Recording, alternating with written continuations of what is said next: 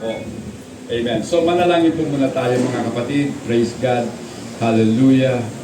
Panginoong Jesus, muli po, kami po'y dumadago, Panginoon, sa pakikinig ng iyong mga salita.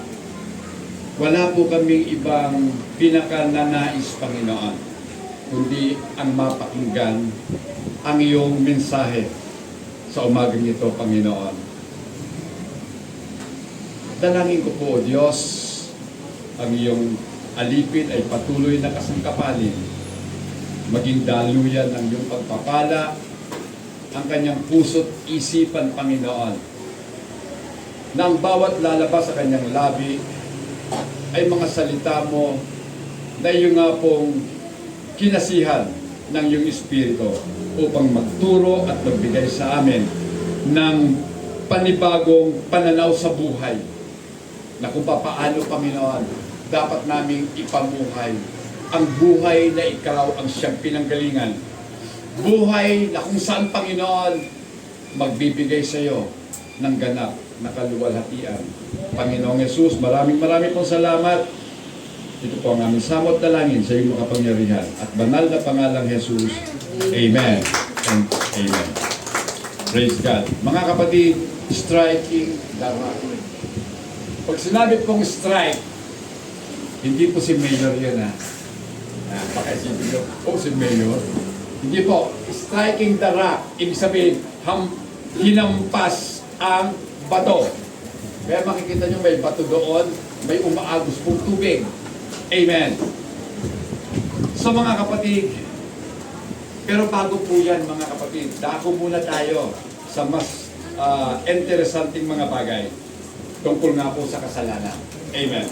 So, what if the things hinders our entry to the promised land is not your enemy, but your attitude? Ano kaya mga kapatid? Yung bagay na hahadlang sa atin upang tayo po ay makapasok sa ating pong lupang pangako. Kasi during the Old Testament times, ang ipinapangako po ay lupa, material, mga kapatid. Subalit sa New Testament, ang ipinangako po ng ating Panginoon ay mga bagay na espiritual, na kung saan ang lupa pwede mong maging tahanan. At sa mga Kristyanuhan, ang langit ang siyang ating tahanan. Mga kapatid, ano ba yung paraan para tayo makapasok doon sa kalangitan? Hindi po ang ating kaaway na si Satanas, kundi mismo nasa atin. Yung po yung ating pong attitude. Yung po yung tinuro kanina ni Sister Kayla. Diba? Yung attitude po natin. Sin of attitude. Amen. Kasi kung ano po yung attitude natin, susunod po doon yung action. Yung gagawin natin. Kasi attitude natin yan eh. May attitude tayo, di ba? So kaya lang, yung attitude po natin dapat katulad po ng attitude ng ating Panginoon. Na yung attitude na yun dapat maging attributes natin. Amen. So, mga kapatid, pag-usapan po natin yung dalawang insidente na kung saan ang tubig ay lumabas po doon sa bato. Yan. The two incidents of water from the rock. First incident, mga kapatid, ay masusumpungan po natin doon po sa Exodus chapter 17.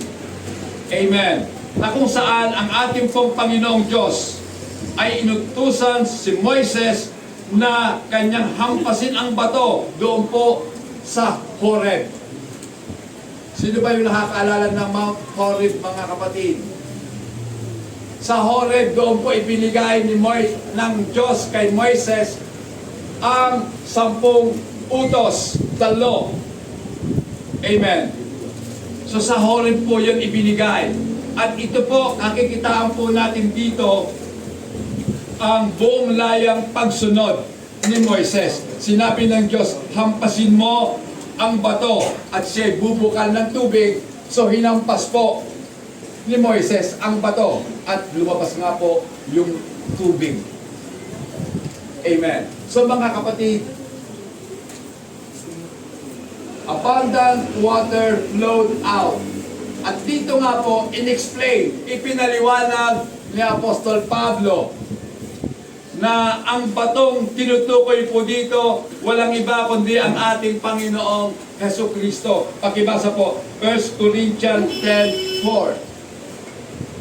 At lahat na nagsino ng isang hindi ayon sa Espiritu, sapagkat nagsiinom sa batong ayon sa Espiritu na sumunod sa kanila, at ang batong yaon ay si Kristo. Kung mapapansin po natin, sinasabi po dito, and all drank the same spiritual drink. So lahat po ng Israelita ay uminom ng parehong spiritual na inumin. For they drank of that spiritual wrath that followed them.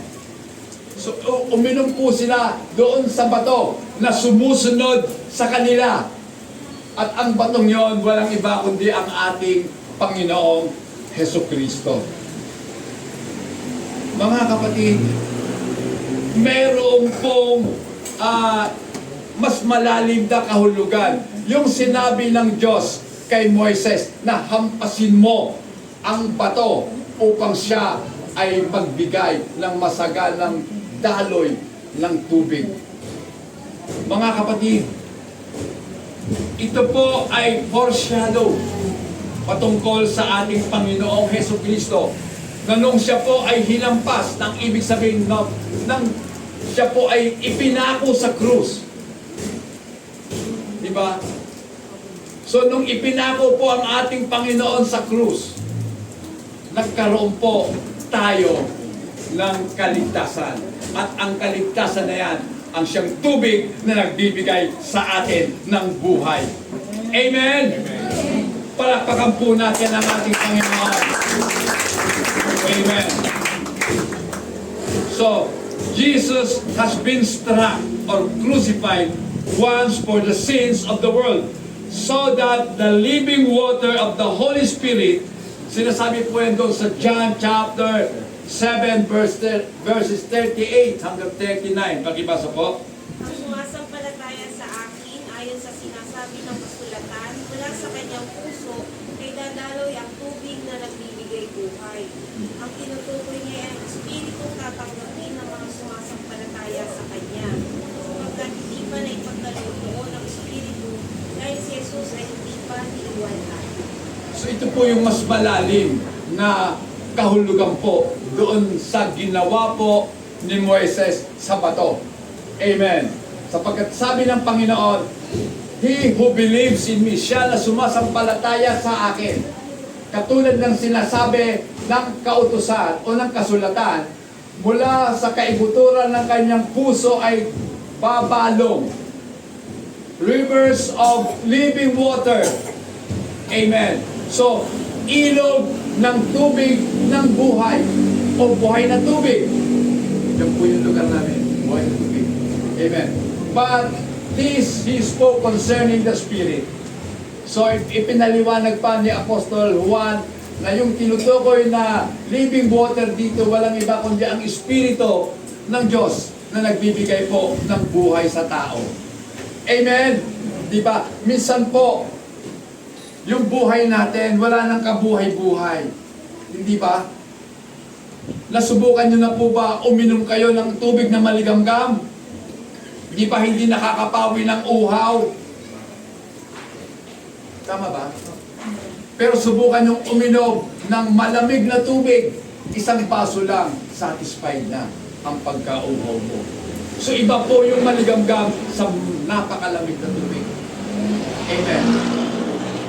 So mga kapatid, ang tinutukoy po dito, mga kapatid, ay ang Espiritu ng ating Panginoon. And salvation could be available to the elect.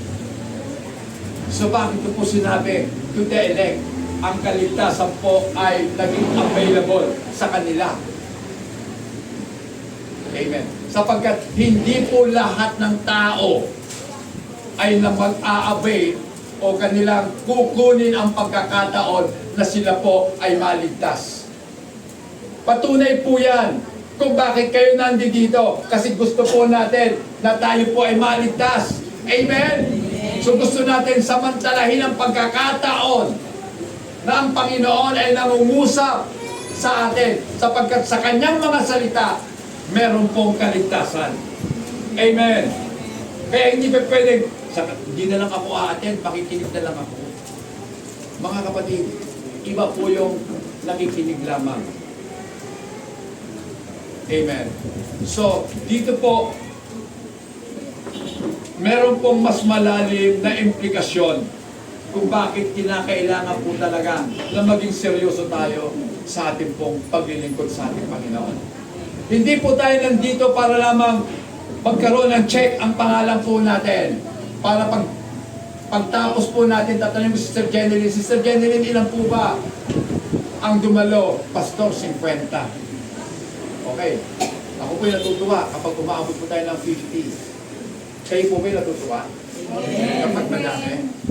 So kung madami, kung kayo po'y natutuwa, kung madami tayo, dapat po talaga mag-evangelize tayo. Amen! Kanina nga po, nag-share ako doon. Nakita niyo naman siguro, nag-share ako. Kasi, ako po'y matanda na. Malapit na. Kumbaga, nasa takip silim na ang buhay namin. Mga katulad namin. Saan pa kami uuwi? Di ba? Kundi sa kamatayan. So, habang may panahon pa, ibahagi na po natin ang salita ng Diyos. Amen. Hindi mahalaga kung mako-convert siya. Ang mahalaga, nasabi natin ang katotohanan. Amen? Dahil ang katotohanan na yan ang magpapalaya sa bawat tao na tinatanggap at nagtitiwala sa katotohanan. Amen.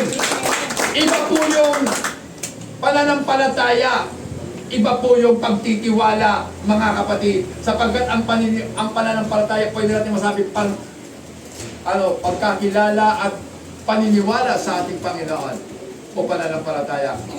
So pwedeng meron kang pananampalataya, pero wala kang pagtitiwala sa Diyos. Bukang bibig natin, ako naman ay nananampalataya sa Panginoon. Hindi po natin lubos na nauunawaan ang salitang pananampalataya. Iba po yung faith, iba yung trust, mga kapatid. Amen? Kasi pwede po yung paniniwala po natin sa isip lang yun eh. Amen? You believe that there is one God. Tama ka, maging ang demonyo man naniniwala, mayroon lang isang Diyos. Amen? Naniniwala ang demonyo, isa lang ang Diyos. Pero ang tao, ang paniwala niya, yung Diyos, 3 persona. At siya hindi nanginginig. Mas masahol pa pala siya kaysa sa demonyo. Ang demonyo takot na takot sa isang Diyos. Amen?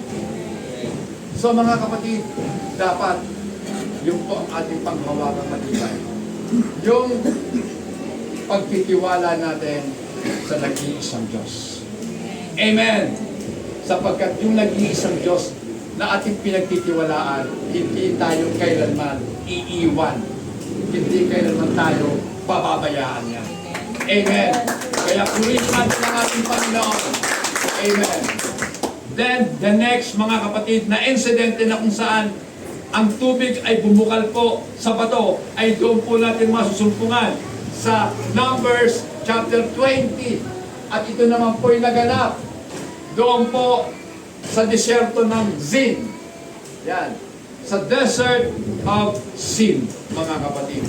Hindi po S-I-N, kundi Z-I-N. At dito po, mga kapatid, hinampas ni Moises ang bato. So, 2 times na lang hinampas ang bato. Pero, dito po, sa Numbers chapter 20, ang tagubilin sa kanya ng Diyos, kausapin mo ang bato. Amen! Kausapin mo ang bato. Tapos mo nang hampasin eh. Di ba? So nagsuffer na ang Panginoon sa krus ng Kalbaryo. Bakit muli mong ipapako ang Diyos? Yan ang tanong, mga kapatid. Dito po, kausapin mo. Amen. So, Pero mga kapatid, ito po yung senaryo, ito yung sitwasyon. Ang mga tao, kasi si Moises mga kapatid, ang tagapanguna sa mahigit 2 milyon ng mga Hudyo. Isipin mo yon? Ikaw yung leader ng 2 million. Laking problema, no? Ako nga nagkakaproblema na dito. Wala pa kayong 100. 50 pa lang. Nagkakaproblema na ako. Ano pa kaya yung 1,000? Ayaw ko nang abutin yung 2 milyon. Si Moises lang yun. So, pero yung ibang mga leader nagmamalaki. Ang followers namin ay ganito na. Followers nyo. Di ba? Hindi dapat sinasarili. Hindi ako ang sinusundan ninyo. Kundi ako man sumusunod din. Kagaya ninyo sa ating Panginoong Jesucristo. Amen! Kay Jesus Christ po tayo sumusunod. As under shepherd ng ating Panginoon, ako'y mananagot din sa chief shepherd natin, ang Panginoon. Amen? So dito po mga kapatid, ang instruction ng Diyos kay Moises is to speak to the rock. Kausapin mo lang ang bato. Pero dahil yung 2 million, makukulit, puro reklamo. Kung ikaw kaya yun, anong gagawin mo? Malamang, ang ulo mo. Bakit Panginoon, pinigyan mo ako ng taong makukulit? Di ba? Feeling annoyed. So, maaasar na itong si Moises. Bukod sa naasar, nagalit na. Dahil wala man akong marinig sa inyo na mga salitang magbibigay ng kalakasan. Kundi, puro kayo reklamo. Dinala mo ba kami dito para mamatay? Wala bang libingan sa Ehipto? At dito, wala kaming makain, masasarap. Walang kamatis. Siyempre, paano tutubo yung kamatis? Naglalakbay kayo, paano ko magtatanim? Di ba? Walang pipino. Walang karne. Kaya ginawa ng Diyos, nagpaulan ng mga pugo. O yan, kainin nyo. So kumain po sila, mga kapatid. So puro reklamo. Kaya sa inis po ni Moises, sa halip na kausapin, magagawa mo pa kayo magpag-usap kung ang naririnig mo na lang, bulong-bulungan dito, bulong-bulungan doon. Puro reklamo. Siyempre maiinis ka na. Puro kayo reklamo, eto na nga. Moses, nauuaw na kami, painumin mo na kami. So nangyari mga kapatid, bumukal nga ang tubig. Tama, nagbigay pa rin ng tubig yung bato. Nabuhay pa rin ang mga Israelita. Pero, eto ang consequences ng ginawa ni Moises. Hindi siya makapapasok sa lupang pangako. Bakit? Diba? Kung titingnan mo, sino ba ang leader na pinagpakitaan ng Panginoon face to face? Di ba si Moises? Sino ba yung leader na kaya niyang hatiin ang dagat na pula? Si Moises. Di ba? So binigyan siya ng Diyos ng lahat ng himala, ng kakayanan upang makagawa ng mga himala sa buhay. Pero sa isang iglap, sa inis niya, sa kakulitan at pagrereklamo ng bayan, hinampas niya muli ang bato. Nagbigay nga ng tubig, nakainom ang mga tao. Pero hindi ba kayo naawa kay Moises? Dahil sa kagagawan natin, hindi siya nakapasok sa the promised land. Pinatanaw lang sa kanya ng Panginoon, ayun ang pupuntahan. Pero magandang balita pa rin. Lahat ng mga nakatatanda, 20 up pataas, hindi rin nakapasok sa lupang pangako. Amen! Ang nakapasok lang yung 20 below. Mga kabataan, humanda kayo. Magpakatuwid na kayo sa panahon ngayon. Sapagkat sa inyo nakasalalay ang katagumpayan ng gawain ng Panginoon. Amen? Di ba? Kaya lang ang kabataan ngayon parang wala lang. Hindi po natin sineseryoso ang ating pong kaligtasan. Akala nyo, ligtas naman ako eh. Kasi, once in my life, nag-commit ako sa Panginoon. Di ba? Nag-repent ako ng kasalanan ko. Mga kapatid, ang totoong aral ng Bible, hindi one-time repentance, kundi continual repentance. Bakit? Kasi habang tayo nabubuhay, tayo'y nagkakamali pa din. Amen? It is impossible for a man to live a sinless life. Hindi ako naniniwala sa sinasabi ng iba. Isang araw dito magkakasala. Wow! Grabe! Sobrang bilib sa sarili nila. Yung palang isipin mo hindi ka magkakasala, ano, kino-compare mo lang sarili mo sa Panginoon? Porque ba nabasa mo na kinakailangan tayo maging katulad ni Kristo? Eh bakit ibinigay ang 1 John 1:9 kung di tayo magkakasala? Common sense lang po yun, mga kapatid. Habang nasa mundo, naglalakad tayo sa lupa, madudumihan ang ating mga paa. Amen? Pero ligtas ka na kasi pinaliguan ka na ng Panginoon. Amen? Pero kinakailangan mo maghugas ng paa.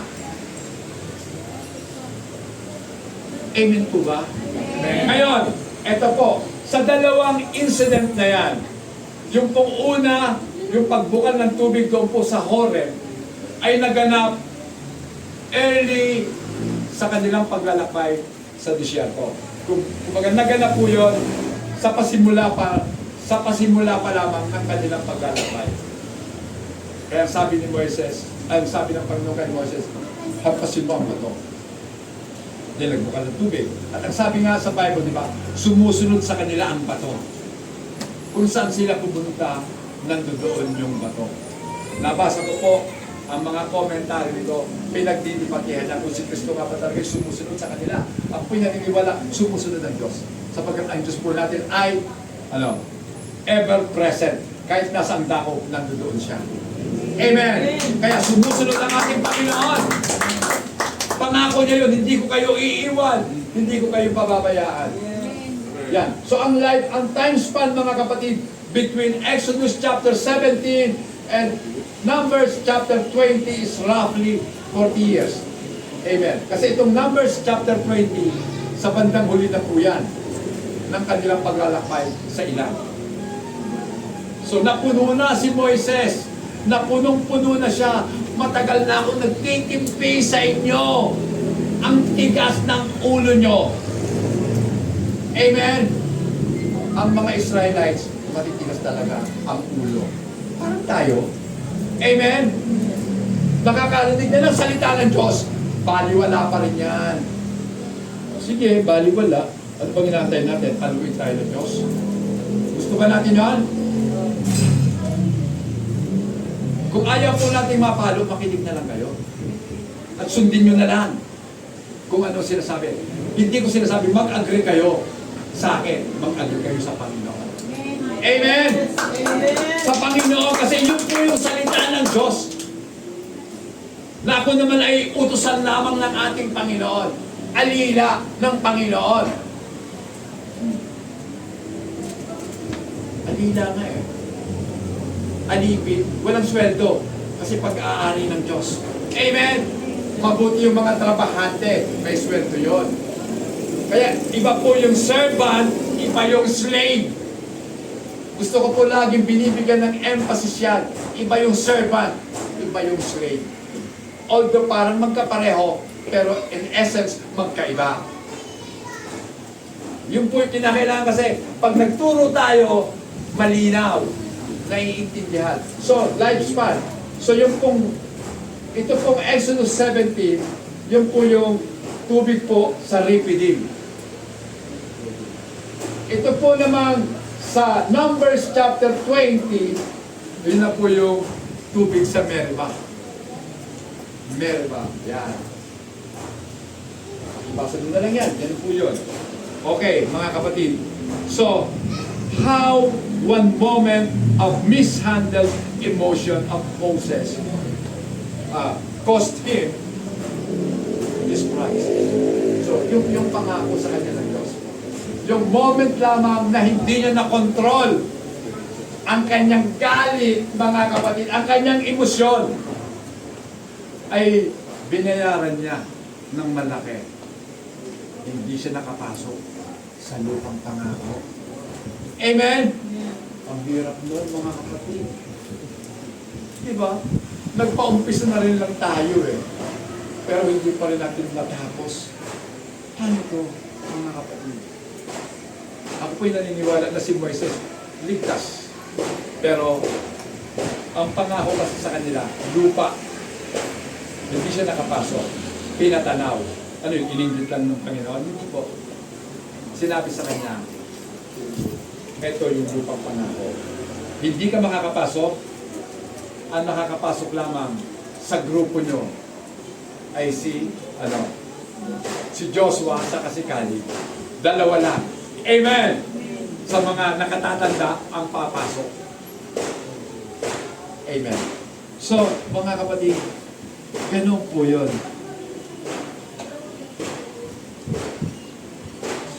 So, madami eh. Kung iisa-isahin po natin yung mga accomplishment and achievement po ni Moises, tingnan mo, 2 million ang kanyang pinangunahan. Kaya nahati niya ang dagat na pula dahil nakausap niya ang Diyos face to face. Amen. Pero napakabuti talaga ng Diyos. Moses, sabi ng Diyos, hindi ba ako makikita ng mukhaan? Itatago kita sa siwang ng bato, then dadaan ako. So nakipag-usap. Nakita niya, kaya lang afterglow, talikod na. Yung likod na ng Panginoon ang nakita ni Moises. Then, nasaksiyan po ni Moises ang mga milagro, ang mga tanda at mga himala na ginawa ng Diyos. Amen. Alam niyo ba yung mga tanda o himala na ginawa ng Diyos para lamang makalaya ang Israel? 10 yun. 10 plagues.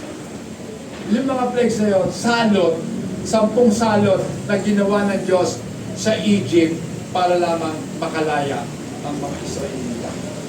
Para makumbinse ang pero na ang Diyos ng mga Israelita ay totoong makapangyarihan sa lahat. At kayang gumawa ng mga bagay na hindi kayang gawin po ng tao. Mga kapatid, tayo po, wala man tayo dito eh. Hindi pa man natin naaabot yan. Wala pa tayong himalang nagawa na kaya nating hatiin ang dagat. Amen. Sa paglalakbay pa lamang natin dito sa mundo, panereklamo na tayo. Tama! Ba't ganito ang buhay ko? Mula nang naglingkod ako sa Panginoon, hindi na ako tinatantanan ng problema. Diba? Minsan magtatanong tayo, bakit nakikilala ko na ang Diyos? Pero bakit ginugulo pa rin ni Satanas ang isipan ko? Nakita ko po ang sagot. Mismo sa Panginoon din ang galing. Guguluhin at guguluhin ka talaga ni Satanas. Ang totoong Kristiyano, alam ang katotohanan. Tama! At tayo po ay nakikipagdigma laban sa kasamaan. The moment na tayo po ay na-born again, tayo po ay nag-sign up na ng kontrata sa Panginoon. At tayo po ay makikipagdigma laban sa prinsipe ng kadiliman. Amen? Amen. So kalaban, may labanan pong nangyayari. Ngayon, kung may labanan nangyayari, bakit easy-easy lang ang buhay mo? Ibig sabihin, hindi ka totoong naglilingkod kay Kristo. Takot ka. Kaya ang ginagawa natin, nakikipagkompromiso tayo sa mundo nito. Kung ano ang sinasabi ng mundo, susunod tayo. Amen? Yung po yun. Pag sinunod mo ang mundo, wala kang problema sa mundo. Pero pag nilabanan mo ang mundo, alam naman po natin ang katotohanan, walang isdang buhay na lumalangoy paayon sa tubig. Yung mga nakalutang lang ng mga isdang patay ang lumalangoy sa agos. tubig. Pero ang mga Kristiyano, sumasalungat tayo para tayong mga salmon. Alam niyo yung salmon? Masarap kainin. Pero alam niyo ba ang kwento ng salmon? Diba? Pag sila po'y malapit ng mangitlog, babalik sila sa kanilang pinanggalingan, sa mga ilog. Lumalangoy po sila upstream. Kaya tumatalong-talong po sila sa mga ilog. Yan. Pagkatapos po nila mangitlog, babalik sila sa dagat. Yun po yung salmon, mga kapatid. Kaya ba natin lumangoy sa lungat? Alam niyo mga kapatid, nakita ko po ang training ng mga swimmer. Nakita ko lang naman yan sa YouTube. Hindi po sila lumalangoy ng langoy lang ng langoy. Meron po sa Amerika kasi merong swimming pool na talagang malakas ang agos. Umaagos yun. Then iuulog ka doon, lalangoy ka. Pag hindi ka inanod, ibig sabihin, magaling ka na. Nakakayanan mo na sumalungat sa malakas na current ng tubig. Amen! Then, pag wala ng current, mabilis ka ng lumangoy. Tama? Sa basketball, ganun din. Hindi sila nagpa-practice na ang mga bola nila, ang gagaan. Hindi yan. Sa training po nila, ang bola ginagamit iba. Oh, para pagpasa mo, napakagaan na lang kung ito ang bola na ang hawak mo. Kasi mabibigat kong bola ang ginagamit nila. Tumatakbo sila, may mga pabigat sa paa. O diba? So, ganun po yun. Training po, mas mahirap. Kaya dito po sa lupa, kinitrain tayo ng Panginoon. Kaya tayo nahihirapan. Amen? Amen. Sino ba dito ang easy lang ang buhay? Pag easy lang, mag-doubt na kayo. Examine yourself kung easy lang ang buhay natin. Pag sinabi ng nanay, anak, gumising ka ng maaga. Linggo ngayon. Wow, gising ka ng maaga. Amen? Amen. Wow. Nakita ko yun. Okay, so pag sinabing maaga gising, maaga. Kasi hindi naman po sasabihin niya ng nanay o tatay na maaga pero sila tulog pa. Gising na rin sila. Nag-aasikaso na ng mga kainin natin. So mga kapatid, alam niyo ba mga kapatid, meron po kasing panganib eh. There is a danger of doing God's work your own way. Yan. The danger of doing God's work your way. Amen. Ganun po talaga tayo minsan, di ba? Diskarte ko to eh. Si Moises, gusto na sanang sundin. Kaya nga lang, sa sobrang inis niya, di ba? Yun lang nga yun eh. One moment in time. Sa kabila ng mga accomplishment mo, sa kabila ng mga kabutihang nagawa mo, dahil napuno ka na sa karireklamo, nahampas mo tuloy. Ang sinabi ng Diyos, kausapin mo lang.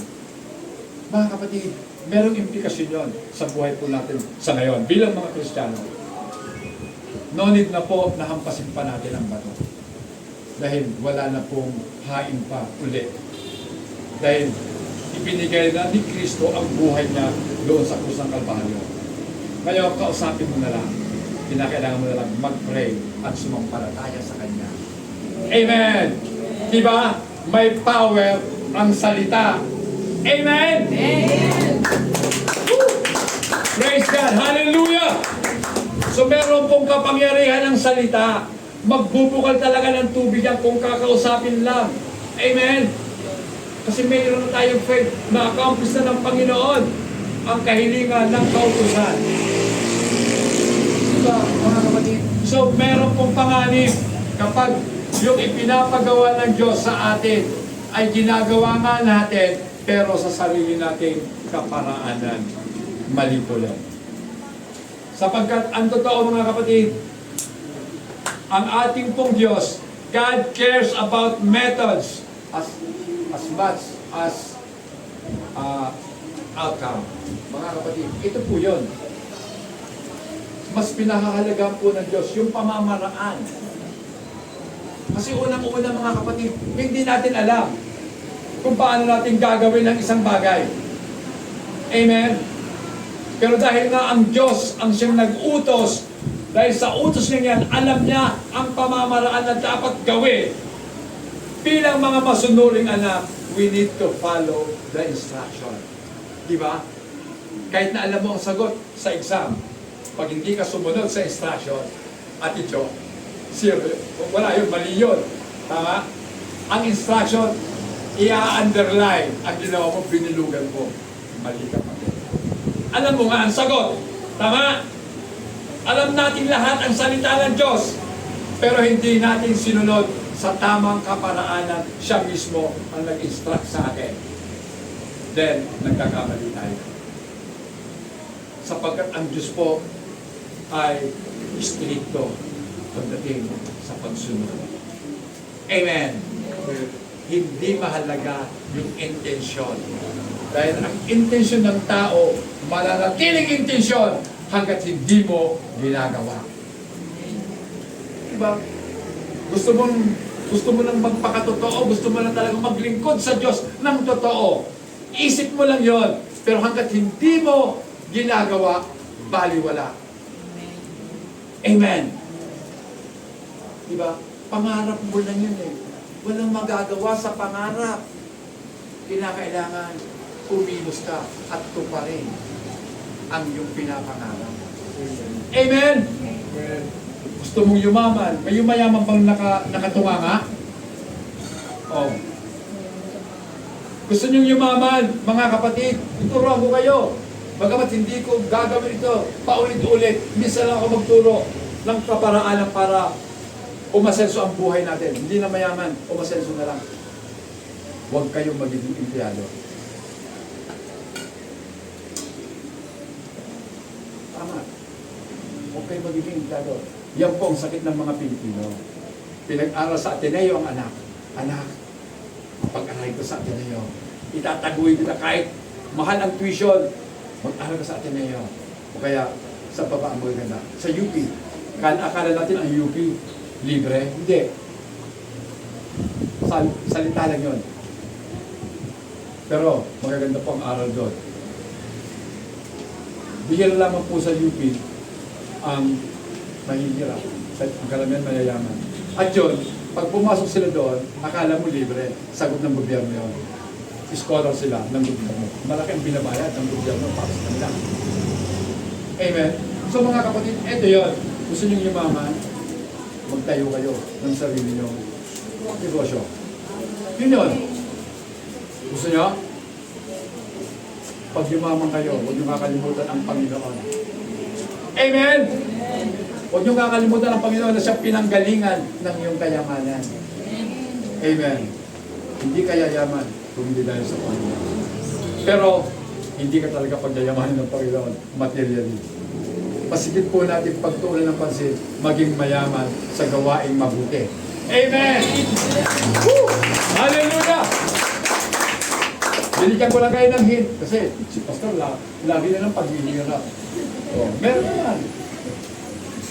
Mag-isip na kayo kung anong negosyo gagawin nyo. Pero sa negosyo, isalin niyo ang Panginoon. Siya yung tunay na may-ari. Kayo'y manager lamang. Amen? Naintindihan niyo ba ako? Huwag niyo ipagyapang akin to. Wala. Mag-i-entrega ka, magbibigay ka ng reporting mo sa Panginoon. Amen? Diba? Ganun talaga eh. Siya yung CEO natin. Executive Officer, Chief Executive Officer, ang Panginoon. Kasi siya nag-execute ng lahat ng bagay. Manda kayo, by January, pinakamahirap na paksal sa Biblia ang pag-uusapan natin. Free will. Amen. Mas mahirap yun. Maraming diskusyon. Maraming debate pong nangyayari dahil nga po sa free will. Pero sisikapin po natin sa tulong ng Espiritu ng ating Panginoon, pag-aralan natin. Mga kapatid, sabi po sa 1 Samuel chapter 15 verse 22. Sabi ni Samuel, akala mo may higit na magugustuhan ni Yahweh ang handog at hain kaysa sa pagsunod sa Kanya. Mas mabuti ang pagsunod kay Yahweh kaysa sa paghahandog. At ang pakikinig ay higit sa kain taba ng tupa. Woo! Nakita nyo na? And to heed. Pag sinabing heed, H-double-E-D, pakikinig, ay mas mainam pa kaysa sa mga taba ng ram. Tuba. Mga kapatid, ito yun eh. Kahit na magbigay ka ng 1,000,000, yung nagbibigay ba ng 1,000,000? Takot lang magbigay ng 1,000,000. Kasi wala naman talaga kang ibibigay na 1,000,000. Amen! Pero, ang sabi po dito, to obey is better than sacrifice. Ang pagsunod ay mas mainam kaysa sa pagbibigay. Kasi pwede kang magbigay ng may galit sa iyo o napipilitan lang, nauubliga lang. Kasi sinasabi sa Bible, magbigay. Pero hindi ka talaga, hindi bukal sa kalooban mo. Hindi ka makapagbigay ng masaya. Sabi kasi ng Bible, magbigay daw ng masaya. Yes, masaya na ako sa binibigay mo. Ibabato ko sa iyo, mga kapatid, ang isang kwento sa Biblia. Isang balo, di ba? Versus mayayaman. Ang Panginoon nandoon sa treasury, doon po sa pinag-uunugan ng mga handog at kaloob. At tithes yun kasi Old Testament eh. Meron pang synagogue. O hindi, templo. May templo pa kasi buo pa yung templo. Ang lagayan po noon parang imbudo. Malaki sa ibabaw, tapos balik yun. Tapos may malaking lalagyan na. So iniyuhulog nila. So siyempre yung mayayaman, kung titingin ka sa mayayaman, pag nagbigay sila, malaki ang kantidad, malaki yung halaga. 10,000, ang laki. Di ba? Siguro yung pastor, yung leader na simbahan ko, 10,000 yan, dami pera. Then yung iba, 5,000, 1,000, sa dami ng tao, ini-estimate na, makakahigit ako yung 500,000 kasi magpapasko. Tapos nakita ng Panginoon yung balo, matandang balo. Nagbigay. Sabihin na natin, wala na kasi sentimo ngayon eh. 25, di 50 centavos lang. Iba pa ang tunog. May tumunog eh. Kasi yung bigay nila, walang mga tunog, papel, na plastic. Kamukha nila, mga plastic din sila.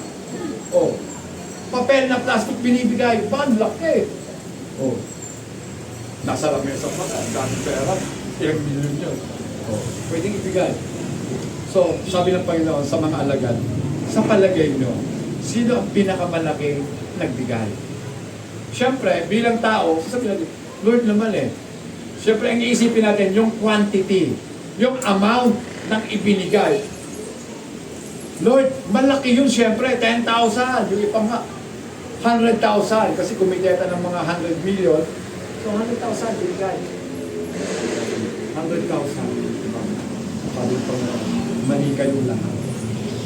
Ang pinakamalaking nagbigay, yung babae. Siyempre, magtataka kayo, magtatanong, Lord naman, 50 centimos lang binigay niya eh. 50 cents ibinigay. Pero pinakamalaki sa lahat, sabi ng Panginoon. Ngayon, ang basihan, yung natira. Ilan pa ba ang meron kayo? Amen? Yung babae, ang ibinigay, buong kabuhayan nila. Wala na. Wala na talaga. Kapkapan nyo pa, wala nang laman. Sa bahay, wala na siyang natitira pa. Yun na lang. 50 cents. 2 pusing sabi sa Bible. 2 pusing. Siyang pinakamalaki. Bakit? Wala nang natira. Yun ang kanyang buhay. Ibinigay. Yan po ang gusto ng Panginoon. Sa palagay nyo, gusto ng Diyos na iutang siya sa tao. Ayun niya. Kaya kung anong ibinigay mo, ibabalik sa iyo. Nang higit pa sa iyong ibinigay. Amen? Hindi ko sinasabi yan. Oh, si Pastor, lalo na rin pinapangalan pagbibigay. Alam niya kasi Pasko. Wala po yun. Ang totoo, nakokonsensya nga ako eh. Kasi hindi ko tinutuloy yung pagbibigay. Kasi allergic po ako sa tithes. Nangangati ako. Pero dati, yan ang ipinagmamalaki ko. Nagbibigay ako ng tithes. Di ba? Kaya nga makikita mo minsan nagyayabang ka pa. Hindi mo man sabihin, sa sarili mo na lang. Di ba? Lord, I give the tithe to you. Wala kang pinagsabihan, pero sa sarili mo, Lord, bigyan mo ng tithes. Para bagang, naalala ko tuloy, doon, may nagpe-pray, dalawa, isang maninigil ng buwis. Yung isa, talagang tingala sa langit. Panginoon, salamat po. Hindi ako katulad ng tao yan. Oh, maniningil ng buwis, masamang tao, kurakot. Samantala yung kurakot, hindi nga makatingin sa langit. Sinadago ka ng bibig. Lord, patawad, Panginoon. I'm sorry, Lord. Hindi ko alam. Diba? Ngayon, alin sa kanila ang tatanggap ng biyayang manggagaling sa Diyos? Alin sa kanila ang maliligtas? Siyempre, yung nagpapakumbaba. Amen! So, hindi na siya makatingin sa langit. Samantala yung isa, mapagpaibabaw. Lord, hallelujah! Ang lakas pa ng sigaw niya. Hallelujah! Oh, pero, deep inside, mga kapatid, wasa siya sa Panginoon. Bakit? Mga kapatid, tayo po dapat maging totoo sa buhay po natin. Kahit na maghirap pa tayo, okay lang. Dahil hawak natin ang pangako ng ating Panginoon. Nabubuhay po tayo sa pananampalataya. Nabubuhay tayong nagtitiwala sa Diyos na lahat ng ating kakulangan, siya ang pupuno. Amen? Amen. Kaya naman bilang tao, lagi tayong kapos, lagi tayong kulang. Sabi nga po ng palabas, di ba? Tinimbang ka, ngunit kulang. Hindi tayo umabot sa pamantayan. But God, in His goodness, bumaba siya upang abutin tayo. Kaya yung religion na ipinagmamalaki ng iba, paliwalayan. Ang dapat po natin ipagmapuri sa Diyos ay meron tayong relasyon sa Kanya. Amen! Amen.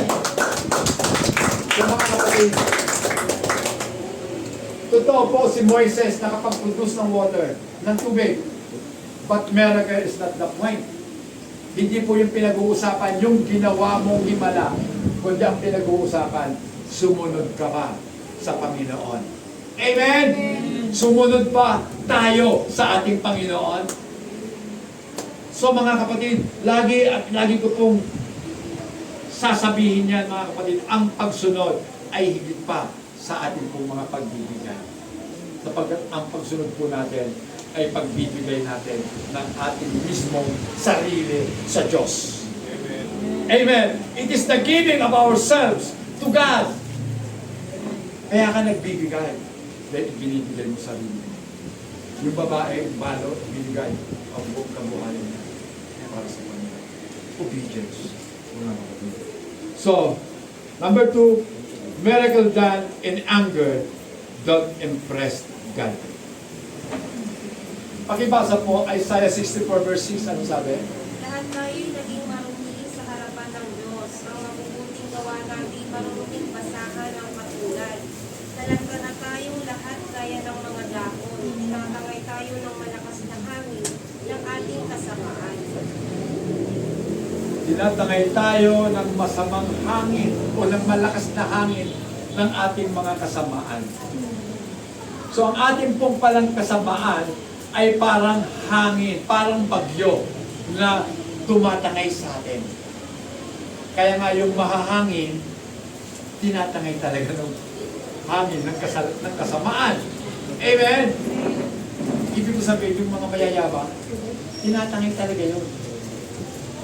Kaya walang Kristiyanong mayabang. Lahat ng Kristiyano laging nagpapakumbaba. Okay lang magmukhang talunan dahil sa harapan ng Diyos, ikaw ang panalo. Amen! Then, pakibasa rin po mga kapatid, Colossians chapter 3, 23 hanggang 24. Ano man ang inyong ginagawa, gawin ninyo ng buong puso na parang sa Panginoon kayo naglilingkod at hindi sa mga tao. Sapagkat si Kristo ang Panginoon pinaglilingkuran ninyo at alalahanin ninyong pagkakalokan kayo ng Panginoon ng gantimpalang nilain niya para sa inyo. Amen. So, napakaganda mga kapatid, ang pangako ng Diyos para sa kanyang mga anak. Asan na yun? Colossians chapter. Nawala? 3:23 hanggang 24. Tingnan ko na nga lang dito.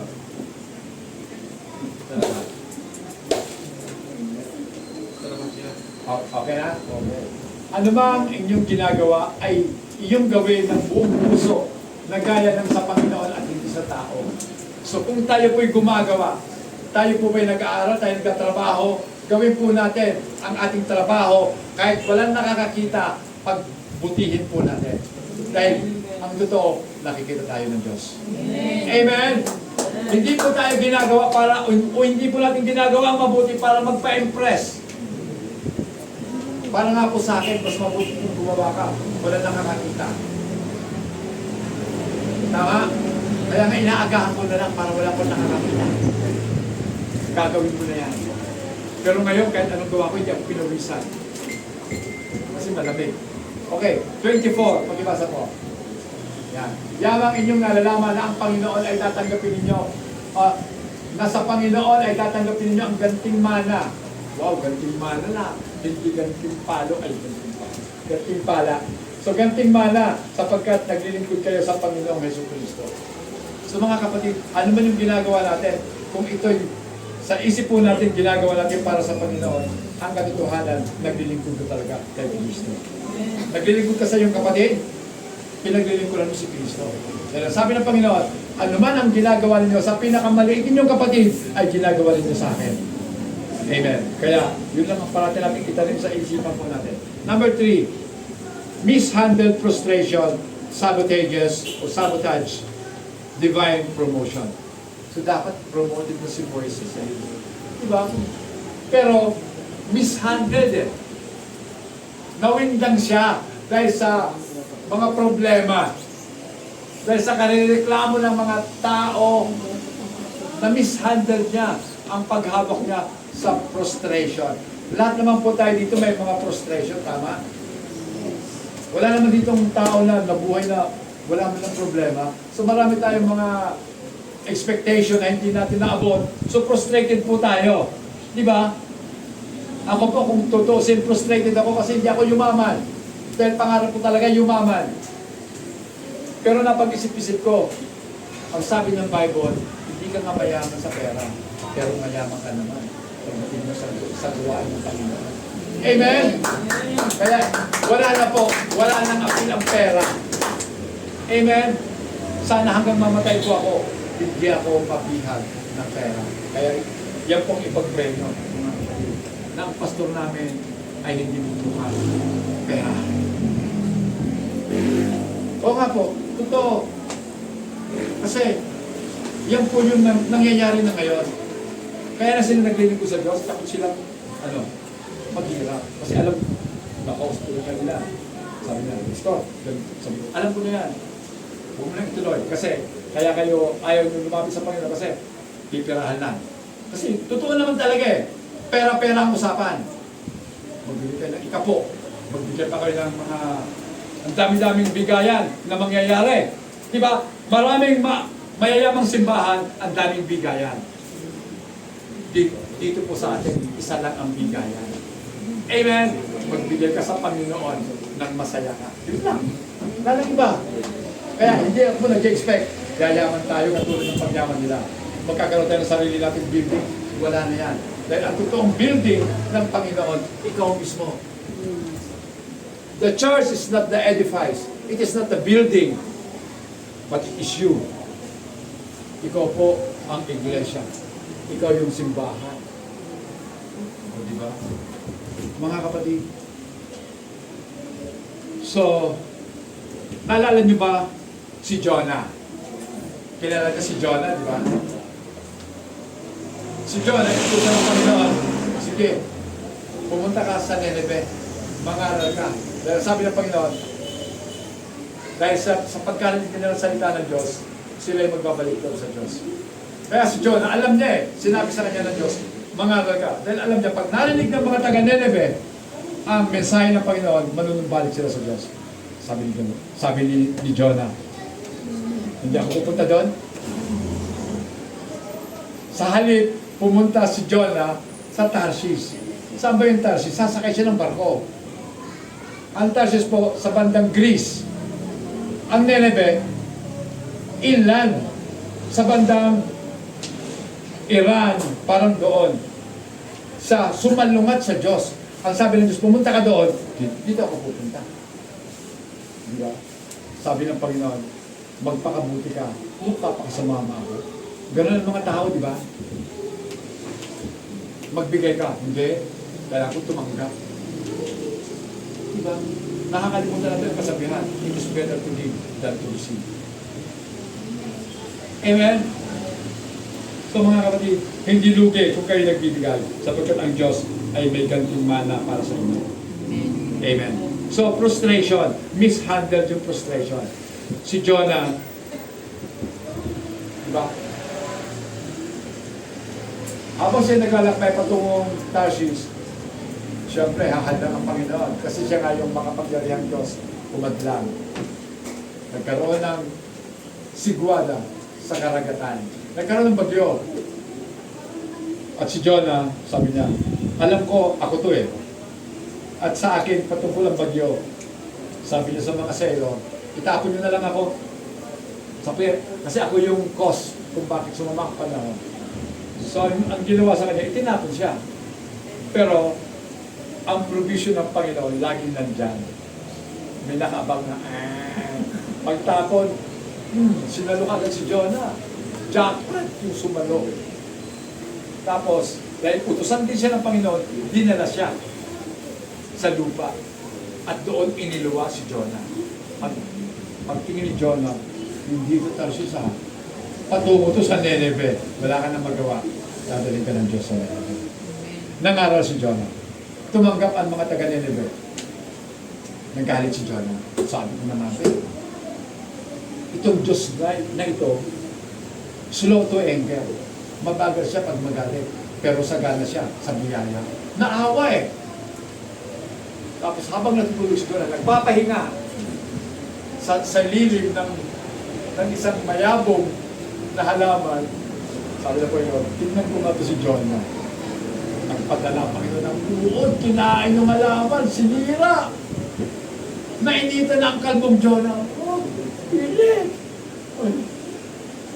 Sabi ng Panginoon sa kanya, oh, bakit nagagalit ka? Kasi, dati may lilim ako dito, ngayon wala na eh, kinain ng uod. Naawa ka sa halaman dahil kinain. Hindi ka ba naawa sa mga tao sa Nineveh? O di ba? Mga kapatid yan, ang Diyos po natin, hindi madaling magalit. Kaya ang utos sa atin, ang tagubilin din sa atin, huwag tayong padalos-dalos kung tayo magagalit. At huwag tayo magagalit sa mga bagay na wala katotohanan. Amen? Magalit tayo sa kasalanan. Amen. Kung wala namang katotohanan yung galit mo, nag-create ka lang ng tension sa sarili mo. Pinabababa mo lang ang immune system mo. At ginagawa mo ang sarili mo makasalanan dahil sa galit. Amen? Ipinagbabawal po yung galit, di ba? Diyos lang ang may karapatang magalit sapagkat Diyos siya. At ang sabi nga ng Panginoon sa atin, kung tayo magagalit, huwag nating hayaan lumubog ang araw sa galit mo. Saglit ka lang magalit. Di ba? Kasi, syempre, kinakailangan mong i-ventilate, ilabas mo yung galit mo. Dahil pag nakalabas, pagsisiyan mo na. Di ba? Ako po ganyan eh. Kasi pag nakapagsalita ako ng masakit, Then, pagkatapos ko magsalita, salamat na pala sa Panginoon, kinukunti ako eh. Nagkasala ka, nagkamali ka, magsisi ka. Diba? So alam mo yun. Galit ako, saan ako? Nakagawa sila ng mali sa akin, noong mga bata pa sila. Sa totoo lang, habang pinapalo ko sila, umiiyak din ako eh. Bakit? Yan po yung puso ng isang ama. Amen? Kaya kung tayo po nagkakasala, umiiyak ang Panginoon sa atin. Lalo na kung hindi natin kinikilala na nagkamali tayo, dahil hindi natin alam. Yun po ang mahirap eh. Ito yung mga palad natin, pag marami ng kalyo, wala nang pakiramdam. Diba? Hindi natin alam kung anong intention talaga ng kamay. Ito ba'y pansapak, pansuntok? Hindi. Ginagamit ko ang kamay para abutin ang pangangailangan ng ating kapatid. Amen? Mga kapatid, ito na. Pang-apat. God transform us from striking to speaking. Tayo po'y binabago ng Diyos. Mula sa pagiging striker natin. Striker ha, parang football. Alam mo yun, no? Striker. Yan.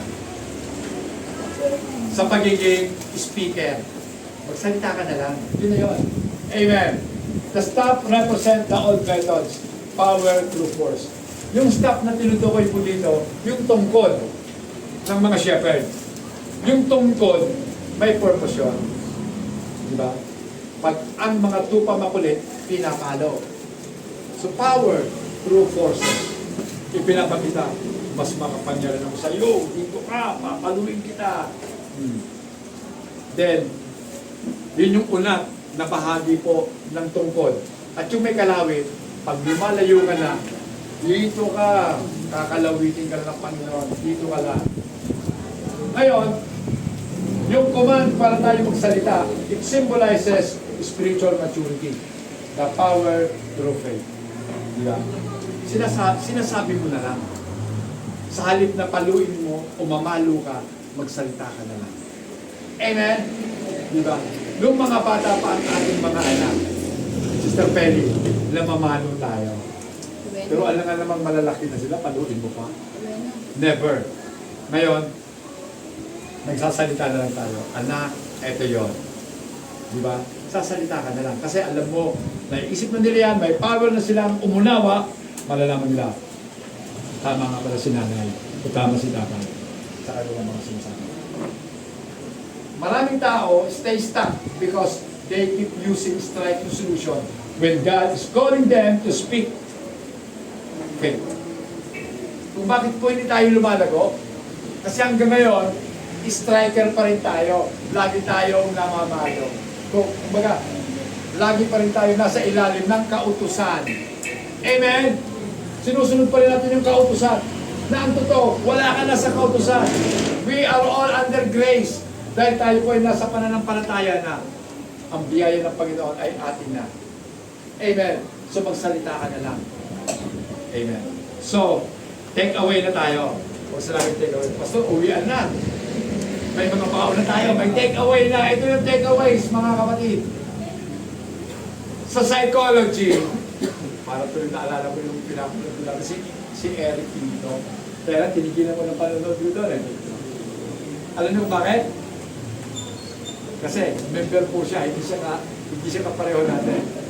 Sinerge ko yun kasi sabi ko, ang ganda sinasabi niya ito ko. Mostly, may application sa Word of God. Pero, dahil member po siya ng Lisoriano, sabihin ko ito, member siya Lisoriano, nakabay siya hindi dito sa Pilipinas. Pero magaganda sinasabi niya. Siyempre, inisip ko naman, pag parati ko ito pinanood, pag nag-subscribe ako sa kanya, additional yun para sa kanya. Dahil alam ko naman, kumikita sila. So, huwag natin yung patronation. Patronize na natin yung sarili natin. So, psychology calls it emotional hijacking.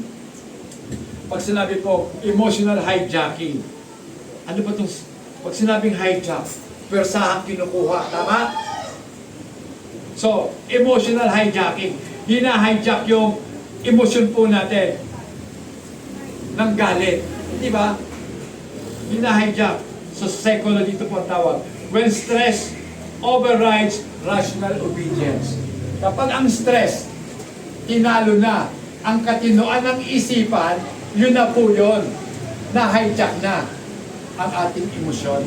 Hindi mo na ginamit yung rational mong kaisipan, kundi nagpadala ka na lang sa emosyon. Yan po yun. Ang tawag po dyan sa medicine, amygdala. Amen.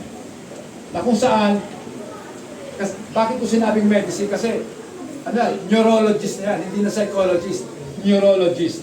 Inaral na nila ang komposisyon ng utak ng tao, then makikita mo nila doon na kapag yung kaisipan mo ay hindi na gumagana dahil masyado ka na lang emotional, eto na yon. Ang ginagamit mo pa sa parte ng utak mo, yung prefrontal cortex. Amen. Diba? Wala na. Masyado ka ng emotional.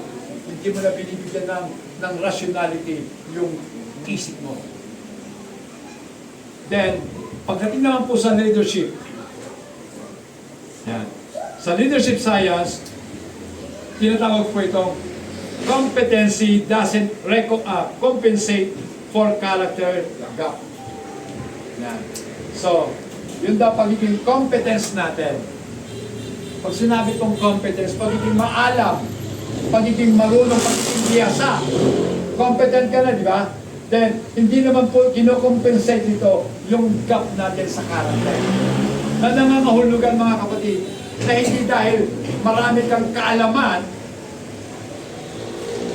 na, kumbaga, na-offset na nito yung masamang kaugalian mo.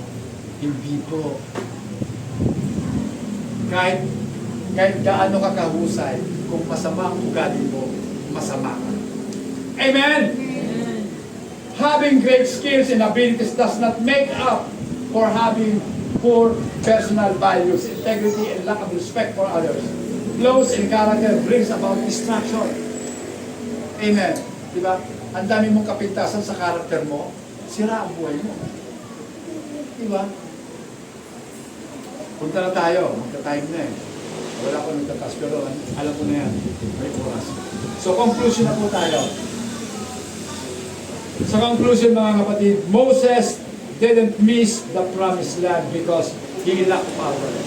So hindi po si Moises nakarating sa promised land, hindi dahil kulang siya ng kapangyarihan, kulang siya ng kaalaman. Nasa kanya nga lahat eh.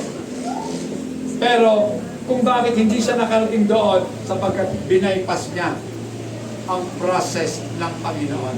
Ang Panginoon kasi merong itinakdang dapat mong gawin na proseso. So, hindi mo dinaanan ng proseso, bagsak tayo. Diba? Sa kaligtasan, kinakailangan natin mabautismuhan. Amen? Hindi lang porke naniniwala ka, ligtas ka na. Then, o nga, faith, sabi ni James, faith without work is dead. So yung gawa, kinakailangan mo magpapautismo. Sumunod sa bautismo. Amen? Total, naniniwala ka na rin naman. Nagtitiwala ka na sa Diyos. Bakit hindi mo gawin ang ipinapagawa ng Panginoon? Baptism. Water baptism. Sa pangalan ng ating Panginoon. Amen? So sa December, naalala ko noon, meron yata akong binautismo noon, December, ang lamig noon. Sister Kay, di ba? Pwede naman sa inyo magbautismo ulit. Malapit lang yun. Hindi na tayo kinakailangan pumunta ng Batangas. Doon lang tayo sa 13. Magpabautismo tayo, mga kapatid. Ito pa. God isn't just looking for leaders who can make water flows. It's looking for sons and daughters who can follow His voice even when their own emotions screaming. Amen.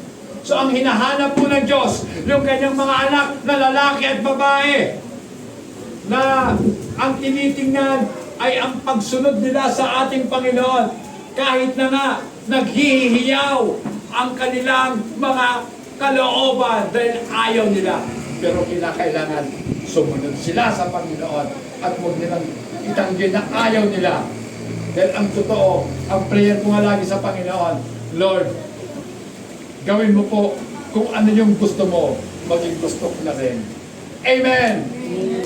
Dahil ayaw ko po na yung gusto ko ang maganap, kundi yung gusto mo, Panginoon. Mga kapatid, tayo po tayong lahat. Amen.